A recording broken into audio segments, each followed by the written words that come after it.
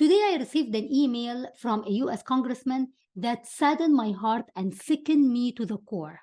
I'm a California resident and a constituent, so I wrote to my senator asking for his help. I asked him to push for a ceasefire for the obvious humanitarian reasons to save the innocent lives lost every day in Gaza.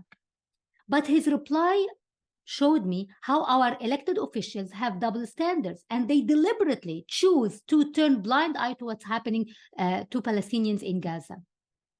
Mr. Alex Padilla is my senator, the senator of California, and I wrote to him not only because he's my senator, but also because of what he wrote about himself on his website. This is his official website, and he wrote about himself that he's the proud son of immigrants from Mexico. He believes in giving everyone a fair shot at the American dream.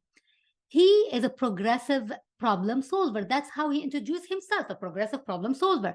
Alex has dedicated his career to finding solutions to the toughest challenges and fighting for communities that are too often left out and left behind. He seems that he is the right person for this mission.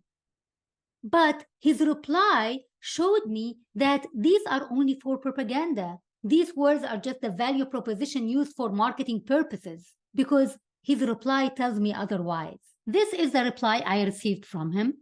He said, "Dear Sultan, thank you for writing to share your thoughts regarding the terrorist attacks against Israel." So here he mentioned Israel, but he didn't mention Palestine. I care about every human soul that is lost, whether from the Israeli side or from the Palestinian side. But here he focused on Israel and he mentioned them. Then the second paragraph, "Please know that my heart breaks for more than 1,000 Israeli murdered in Hamas' brutal acts of terrorism, as well as the hundreds of Israelis taken hostages. My heart also breaks for the many innocent Palestinian civilians who have been injured or killed in the subsequent violence." So in this paragraph, there are two things that I want to highlight for you. First, he mentioned the number of the Israelis killed in the attacks, but he failed to mention the 8,300 Palestinians killed since October 7th. Half of them are children. We are talking about 3,800 of them are children. In addition to the 8,000 children injured and 1,000 plus children who are reported lost under the rubble. So he mentioned the Israeli souls, but he didn't mention the Palestinian souls. And when he mentioned the Israeli murdered in Hamas brutal acts of terrorism, so he mentioned the doer here. But when it comes to Palestinians who have been injured or killed, so they just dropped that.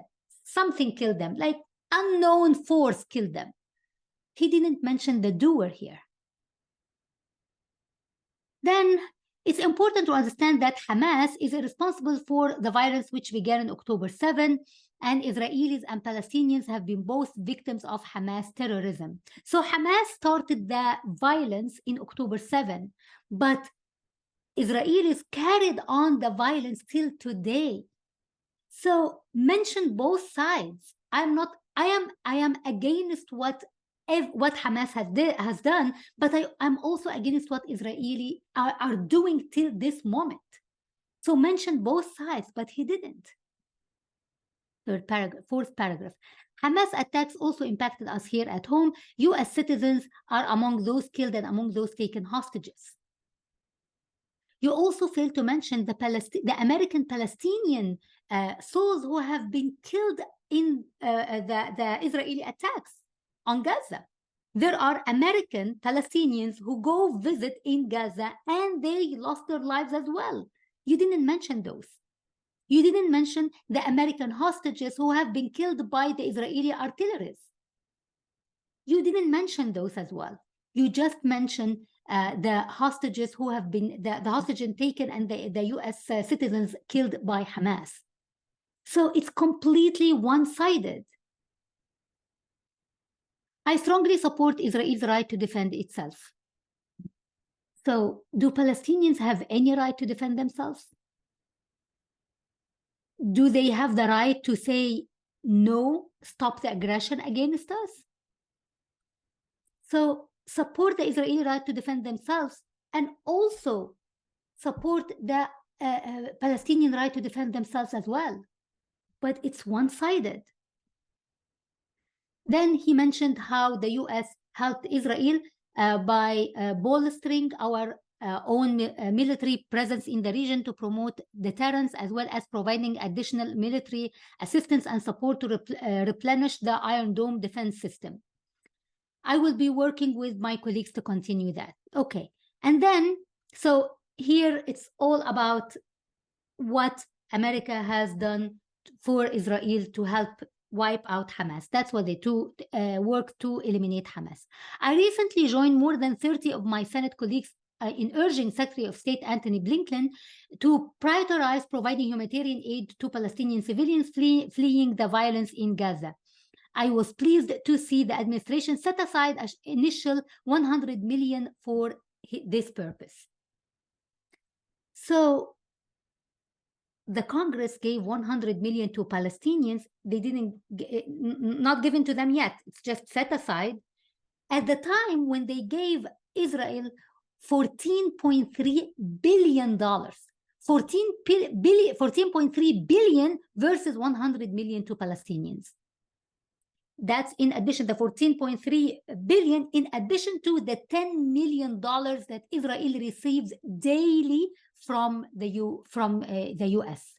Daily, $10 million from the taxpayers. I want to remind you that Israel has 6 million Jews living in Israel. So 6 million Jews, that means that every Israeli citizen takes $1.5 million daily, $1.5 million per capita daily. While at the same time, the American citizens struggle to get stimulus checks for $600 or $1,000 in time of emergency. As we work to deliver humanitarian aid, the United States must also work with partners in the region to ensure relief reaches civilians in need in Gaza without being diverted by Hamas. So this reply tells me how our elected officials are one-sided.